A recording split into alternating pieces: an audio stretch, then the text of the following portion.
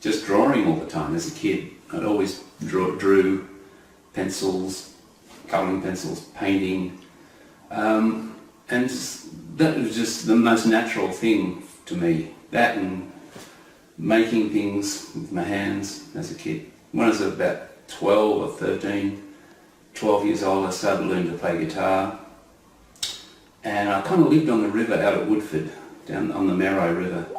That was kind of my second home. And so I used to, we used to spend all the summer down there. I made a couple of canoes. When I was about 12, 13, I made a canoe.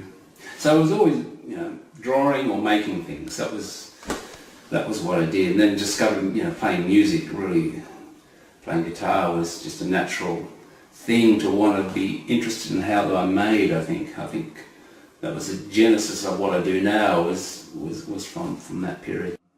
And I guess, if I had a good voice, I probably would have played, wanted to become sort of a professional musician. But I realised, I had a real limitation there.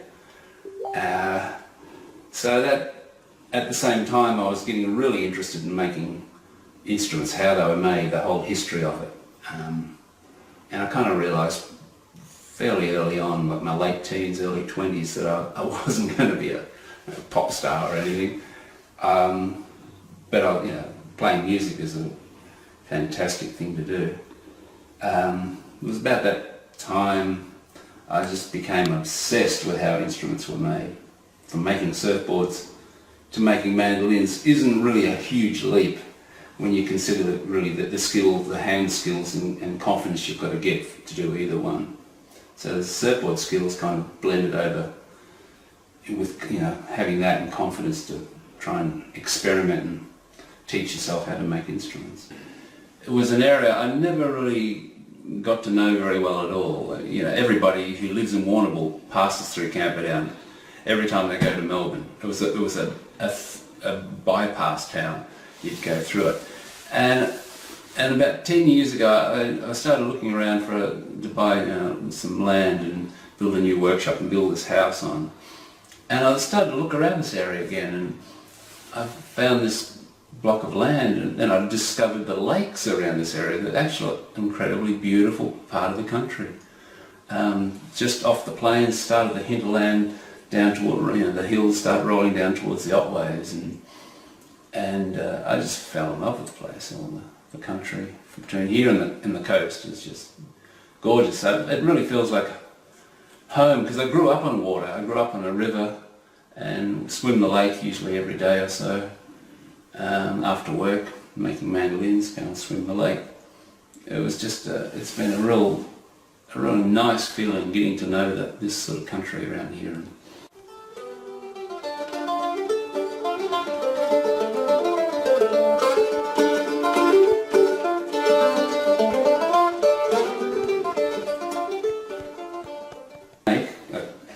I make quite a few different models, but these are kind of the two basic body shapes that I've worked on. They're basically the same instruments that were made back in the teens and the 20s by the Gibson Company in the US.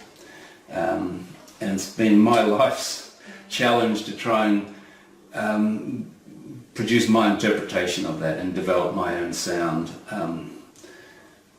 Mainly for bluegrass music in America. It's the main market for what I do. All the musicians who play that sort of music, they mostly all live in America. And it's been that association with that music that's really allowed me to develop my skills and improve my skills to make these instruments as loud and as clear and powerful as possible. They're only little bits of wood, but they have a potential in them, acoustic potential, and you try and release that potential with every time you make an instrument. And often you're working on exactly the same looking instrument from batch to batch of instruments, but the challenge of each one is unique and individual to try and make it as loud and powerful as each individual as possible. Spruce and maple, which is the same as like violins have always been made from spruce and maple. Spruce soundboards, so they're cut radially or out round from the tree. That's the spruce soundboard, I rough carve them, and then it becomes like a refined shape, and it's graduated thicker and thinner and tuned to a frequency. And the backs are maple. Preferred wood is usually sugar maple from up in the northeast of US and Canada. Again, the backs are carved from a solid block of wood and then graduated and tuned to a frequency. So then they have like a match frequency with the top and the back, kind of like making like an acoustic speaker is basically what you're trying to do, as loud as possible, magnifying the energy that comes down through the strings to the speaker. So that's the drive. The bridge is kind of like the driver in the middle. It transfers the energy out across the speaker, the top, generating the sound and the tone and the amplify the energy coming down through the strings, through the bridge, driving the top, kind of like a speaker driver would drive a speaker cone. And the materials of the back and sides are all designed and tweaked to maximize that volume and that transfer of that energy.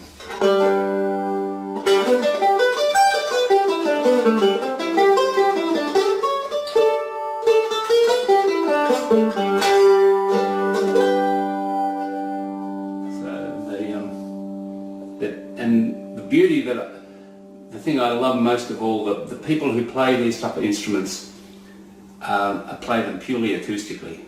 They never put pickups on them. Usually if they play live, they'll just play to a microphone. So when you hear them play live, you're hearing the true quality of the instrument. I love that. That's a real challenge for an instrument maker, to be able to make an instrument that survives in that environment and works as a real professional tool in that environment. Getting it ready to joint, to glue up, and getting ready for the whole carving process. So there's a lot of machinery here, but it's really all just to prep the raw wood first.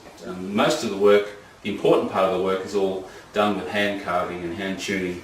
But I have a lot of machines that kind of help get to that stage first.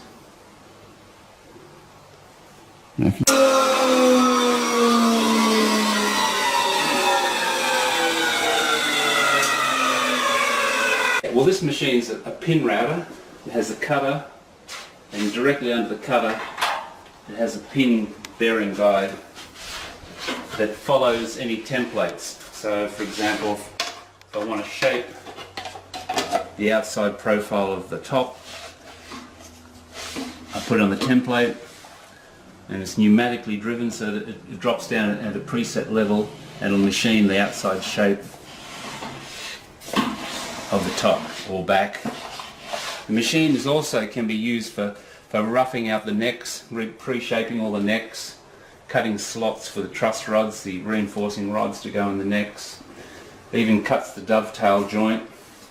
This machine is a really handy tool if you want to make a number of instruments at once, which is kind of what I do. I work in batches of about a dozen to 20 at a time. So setting up these templates just to make everything stock standard to begin with is a real help to making a living out of making instruments, which is a big challenge, especially when you first start off. How to working out the processes, the most efficient processes to make a number of instruments at once at the highest quality you can, which is, machines like this are really a great benefit. It'll thickness with a big drum belt, sanding belt inside. It'll thickness timber to any dimension you like. That's like if you want to sand sides to get them ready for pre-bending to make the whole side rim assembly. Just put them through the drum sander. That came out exactly the right thickness, ready for steam bending into the shape that's going to hold the mandolin together. The sides and the blocks, and that's then the tops and backs are then all glued up in an outside mould to hold the shape. Another tool that's really handy is the bobbin sander. Oscillates up and down for sanding anything, sides, tops, backs, fingerboards, anything with a radius on it. Sanding it with the bobbin sander. And a lot of small jigs everywhere. They're only the one specific little job. You set a jig up and then run a whole batch of parts through it. It makes things uniform and consistent from instrument to instrument. Built kind of like an old barn, with a modern twist, I suppose. The structure of it is 24 trees that were cut down, that were going to be burnt. They were cut and re-sawn up.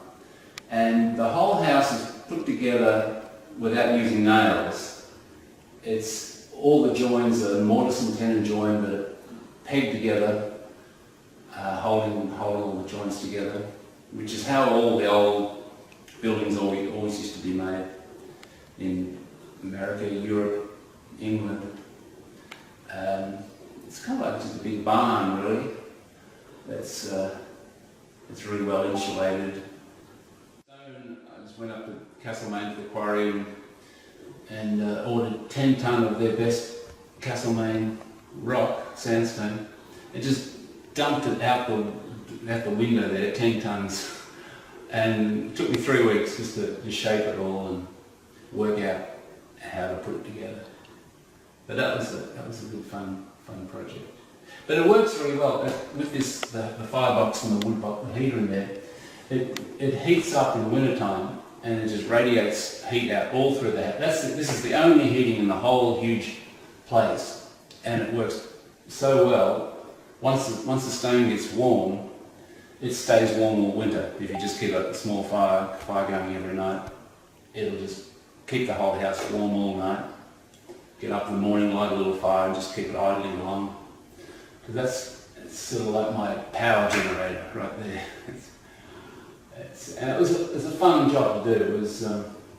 It's not like carving spruce or maple for making mandolins, but I just love natural materials. Like, that's the whole beauty and challenge of instrument making, is working with the raw material. The same with this house, just working with the trees.